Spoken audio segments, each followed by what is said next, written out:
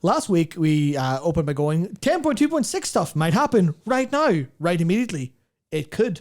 And then shortly after, they went, hey, it'll happen in March. We're like, cool.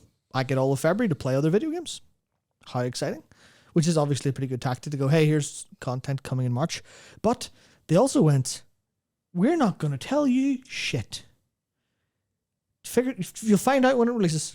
Yeah, they sure did. Holly's blog post was definitely having fun with that. So that's the big major change then. This is the first World of Warcraft patch that will have no public test realm. At least it will have a PTR, but only after it comes out, which is a little bit different to normal, and they do have a reason for that.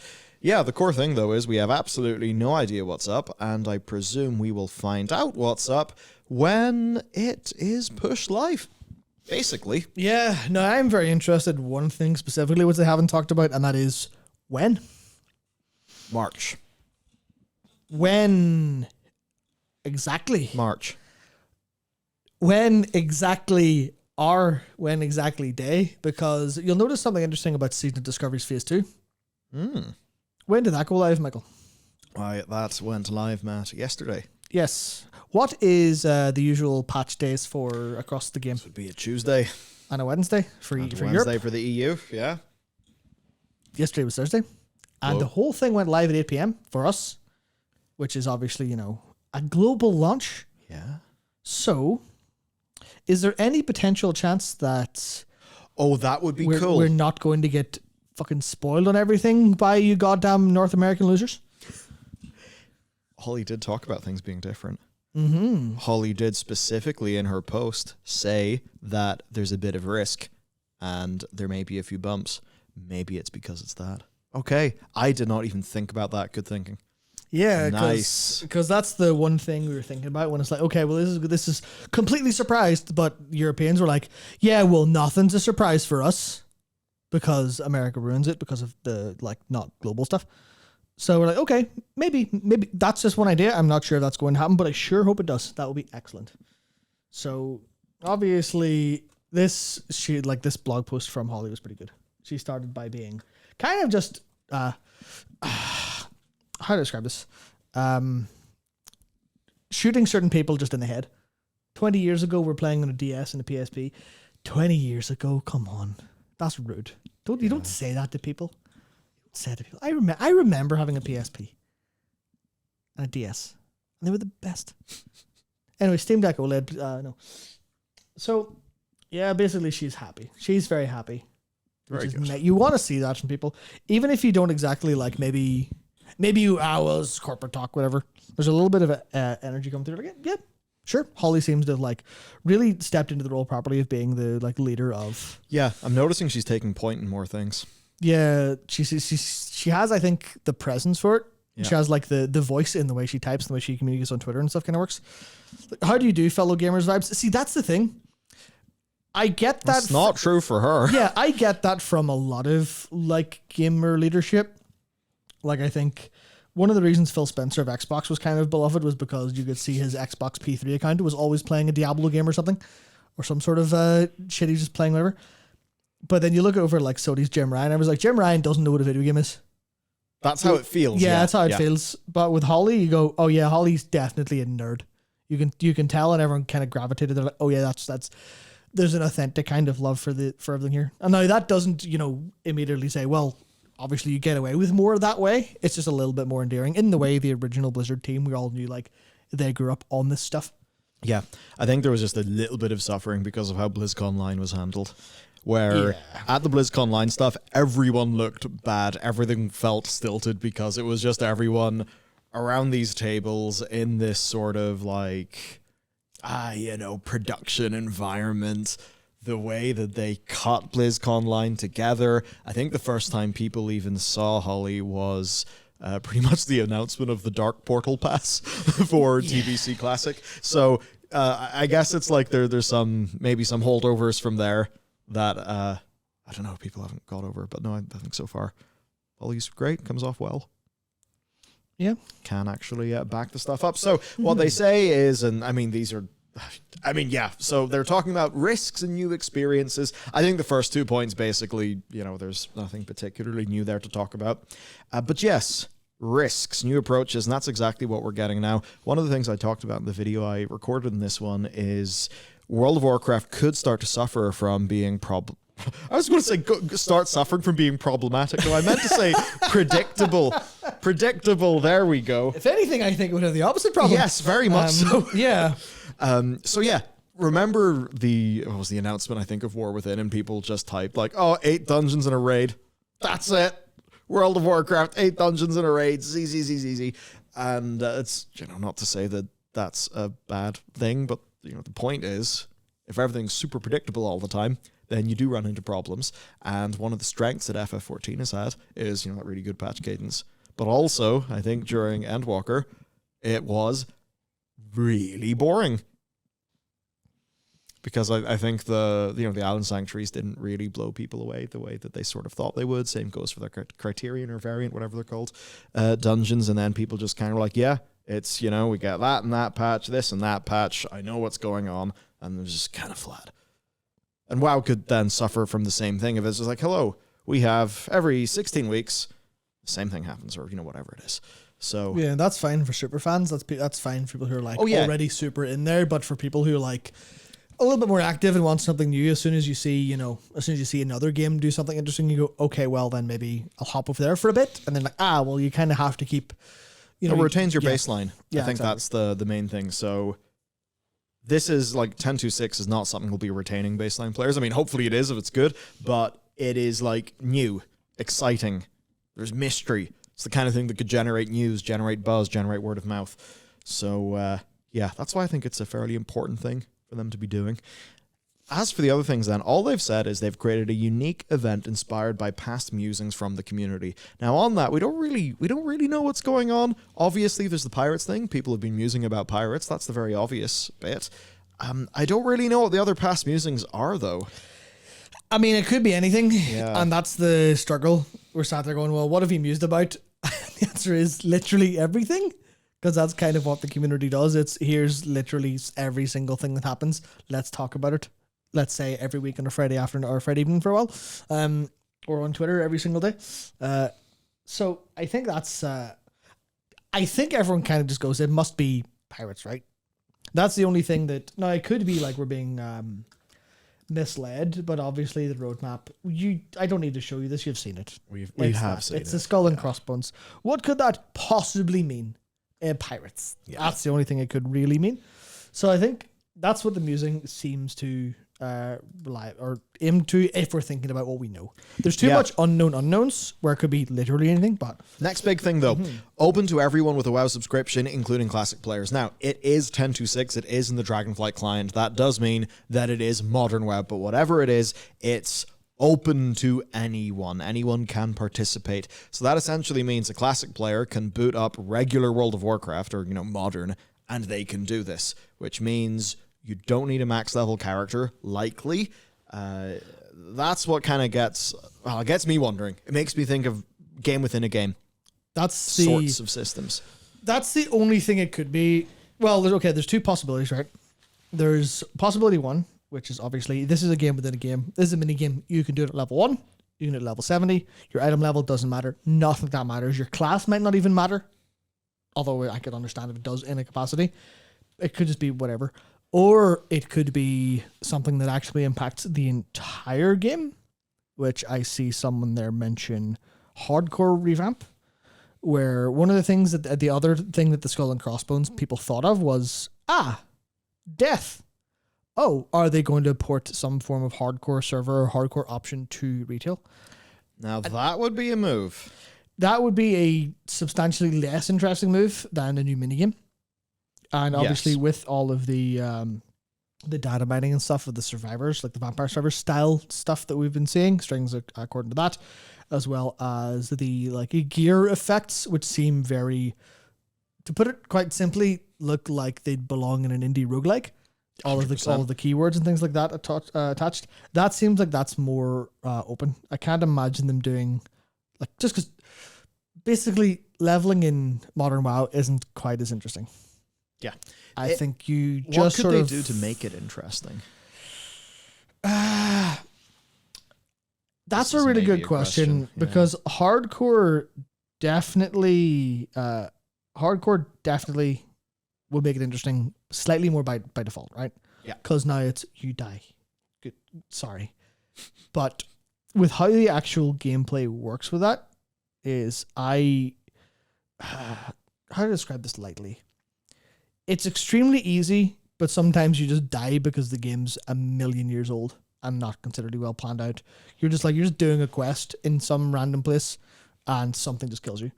So I can't imagine a world of that actually being good. So Yeah. I'm kind of mentally discounting it being hardcore just on the basis of if it is, I'll be really disappointed because I have no interest in playing hardcore like modern. I have no interest in leveling another character in hardcore at all. There's just the game doesn't work for it on a basic design level to the same degree. You would need to institute some sort of humongous change. It would be like an overhaul of that experience, which doesn't feel like a random 10.2.6 thing that they're surprising about that they're not testing as well. Yeah, if this is just an event, like that starts to make me think that it is of some sort of restrained scope. Yeah, because they don't need to test it, right? Which means they can test it just enough in their own in-house with a handful of people trying it, or the stakes don't particularly matter. Because that's the thing. Like, if it's not that balanced, but it's class agnostic and level agnostic and even outcome agnostic, then who cares? There's no reason to care about it being a little bit off. You just go, we can fix it a little bit. Doesn't matter. I suppose they've got enough account-wide rewards that... I'm trying to think this isn't something you make a character for. It's probably something... Unless you don't have one. Unless you don't have one. It's probably something that every character can do. Yes. I know what I've thought about is, okay, if it is some pirate thing and we're getting a bit of Vampire Survivors gameplay, maybe there's like an NPC in Booty Bay that ties, I suppose, a bit into Stranglethorn, which is a major area in Season of Discovery. So in a way, you can kind of do all of that. Although, of course, Season of Discovery, it's not pirates, it's like Blood Moon stuff. Yes. It's like the other side of Stranglethorn. But yeah, point, I think, is this is literally something we've never seen in the game before. That's fundamentally pretty exciting. Holly says it's a risky experiment that could be a bit bumpy, but they're doing everything they can to ensure success. I suppose another thing, if you're going to do something that can introduce bumps, this is the time to do it. And in terms of Season 4, basically Season 4, the data and stuff for it is included in this patch. Once this patch goes live, then the PTR for this patch goes live so that Season 4 can be tested, essentially. So this is happening, I guess, before the season, before seasonal testing. Yeah, I guess that's like risk management. Yeah, it's like it feels interesting. That's the only thing I can really say at this point. That's like solid. I generally trust them to make this at least interesting. And now there's definitely a little bit of like in the language here, there's a little bit of like, don't get too super, maybe don't get extremely excited, please. Stuff like, I hope you can forgive us if we experience some hiccups with this experiment. It's like, okay, there's definitely like, this is probably not going to be a massive game changer. This is probably some mild content that'll keep you busy for a few evenings. Or, one evening for most people, a week if you really like it. And like, you'll do it every couple days forever if you really, really, really, really like it. But that'll be every couple of days forever. That's some retention. It'll be a handful of people, but you kind of know what I mean. Yeah. You kind of know what I mean of here's something that you actually enjoy doing. In the same way, I think a lot of people liked, a lot of people made playing the Maid Star their thing because that was gameplay for a bit. I mean, same for Horrific Visions, if it weren't for the pretty damn annoying currency to get into that. Mm-hmm. And certainly, for me, Horrific Visions just prove you can do a game within a game in WoW, like, super successfully. So, I'm legitimately really excited. Honestly, some of that is just, like, even if this isn't great, I think I'm still going to think, well, you know what? You tried. As in, I think the mindset that means that you're sort of taking swings, even if you don't land every punch, like, I like that they kind of have this aggressive posture. Because you know the way Blizzard always just used to be, slow and steady and, not the most turbo exciting outside of like an expansion launch. Yes, that's, I think, one of the One of the consistent problems that Blizzard's almost always faced is, right, I don't need to bring one up because you'll know it if you've been watching this channel at all. You'll know what subgraphs look like for World of Warcraft. And they are the most mountain range motherfuckers you've ever seen in your life, right? They are up and down all over the place, but it's always up at the start of an expansion and then a either slow or rapid cascade downwards, depending on whether or not the expansion was good or not. Mm-hmm. So the more they can do to kind of not like stem the bleeding every patch, but the more they can do to actually excite people. And this is where, what is the game I'm thinking of? I can't remember exactly what it was, but I was listening to people talk about like live service games and which kind of ones were doing well and which were like actually winning the kind of live service race. And a lot of it is around having pretty quick updates and they feel like there's always something interesting happening. And I tie this into me playing Blue Archive. I did it. I brought it up already. There we go. Yes. And the one thing that I find interesting about playing that game is that there's always, like, every 2 weeks there's something new happening. It's not always massive. Sometimes there's so much happening that it actually annoys me because I'm like, I just want to play the regular games. Stop making me spend all my time at events, please. But there is that, like, every 2 weeks there's something new. There's always something interesting. There's always something to talk about. There's always something happening, as opposed to everyone going, what's, like, you know, you go in, what's new in World of Warcraft? Yes. And the answer to someone who actively plays the game, a lot of it is nothing, dude. Not for another. And obviously they've vastly improved this in Dragonflight. In the Shadowlands days, it was fucking dire. It was rough. It would just go back like 3 months, 4 months and go, what's changed? Nothing. God, okay. Yeah, the 9, oh my God, the run up to 9.1 was the most just bore. It was like everything in the game was boring. Talking about the game may be more fun than ever, but actually logging into WoW it just felt so dead. So yes, this is great. That constant engagement thing, that's really something. It's what I've noticed, like with a lot of, I mean, honestly, a lot of the gacha games, which, funny enough, is just because they are so extremely incentivized to do that in a way that, like, WoW isn't. Yeah, I don't know. I'm impressed. I'm not really too sure unless we've got some, like, really big theories in the doc. Oh! No, just have loads of videos we've done. Yeah, stealth shilling. Here's the musing that we all did. Obviously, T&E's new expansion reveal, the Night Squall stuff. All the other Place Nazaroth and the Avalorn stuff, the South Sea stuff, all of that stuff's kind of we mused on. So it could be player how really. So I've actually had to at least like multiple times in the past 2 or 3 weeks go into certain chats and say stop overhyping yourselves, because the perpetual motion machine of speculation always goes into what will they do? Well, what do people want? Player housing? Are we going to get player customizable ships? And I'm like, no, it's 10-6. Stop it. That would be so much work for one event. You're going to make yourselves so mad whenever it turns out to not be that. Yeah, I mean, that is something that, you know, we're very good at here on the internet. Yeah, exactly. But yeah, no, it's okay. I don't think that. I think Night Squall. Maybe Night Squall gets like tied into the new season. Vampire Survivors game mode. I just think about us playing the roguelite Hearthstone expansion, and we just kept playing and playing and playing and playing and playing, and it was so goddamn fun. They could really do something with that. It depends on what they have internally in the teams in terms of resources and stuff, because they have game designers who don't really get to do an awful lot of game design most of the time. Yeah, they're just making more WoW stuff forever. Yeah, so the prospect of internal game jams, just saying, what if we do a survivor mode in WoW? Yeah. And you go, get it working. There you go. That's fun. And I think people would really like that. And that's what I'm like. Some of this is like me doing the player housing thing with me coping myself into, please give me this. Please. Please give me a game mode that isn't actually the actual game, please. Or do you think it's going to be Treasures of Telebeam? It definitely going to actually be Treasures of Telebeam. Yeah, correct. Yeah. I forgot about this. I forgot we had this like confirmed to us. Wink, wink, nudge, nudge. It just in our guild, Dakor, who puts these things together, just went and did some inspect element trickery on people. Yeah. So he did. I just posted this. This was last Friday after stream. Yeah, and at this point I'm like, okay, it's the weekend, gonna go home. We didn't have any news to cover. Oh, great, I can just like chill and relax. Oh, there's my response. Yeah.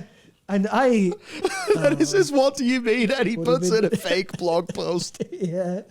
The next What a update, bastard. Treasures of Telebim is in development and will allow eager treasure hunters to set sail and plunder the many treasures of Telebim. Watch your back, as there have been reports of a ruthless new pirate crew headed by Captain Night Squall operating in the South Seas, which looks really real. And I'm like, that's pretty realistic copy. I was kind of that was the thing when I saw that. I was like, you tell me we're having the treasures tell Beam, all right, let's go. Yeah, I'm going to be so mad when we don't, Dakor. Tell you. So, yeah, I think that's basically the situation. Ollie's been, playing about, as a few of the devs have. That's pretty much that. We're getting some surprise, some excitement, and a fundamentally different thing as well. We're getting some Season of Discovery in Modern. Now, they did say they're not doing this for all of like the next bunch of patches. They're going to have regular ass PTRs. This is just an experiment. Of course, Season of Discovery players will know what it's like to have a new phase come out, and just you know what features are there, but you don't know loads of specifics, and the devil's in the detail. Those are a lot of the exciting things. Overall, then, I think great. The big worry that you would have with the way that they're doing content now is that just everything becomes formulaic, the same. This kind of shows to me that they are willing to not just do that, the way they talked about Midnight having some feature that will blow people's minds. That also makes me think, like, okay, they're taking big swings these days. Turns out, I suppose, if you have like nearly 600 developers or something like that, you can kind of just go a bit mad. So, yes, mad with content, but in a very controlled way. No, yes, because one of the things about Season of Discovery and why Season of Discovery is going so well, it seems, is because Season of Discovery is it's more than a handful of people, right? But it is a small team compared to most teams anywhere in video games, and they're just kind of doing whatever they feel like within reason, and that's a part of where their agility comes from. As we'll cover later on, we have stuff from Season of Discovery from Phase 2. And we have I can never remember what his role is, but Agrand, Josh Greenfield. Yeah, he clearly has carte blanche or close enough to it. I loved his Twitter. He just says whatever he wants to people anywhere online, and you're like, yeah, hell yeah, let's go. Yeah.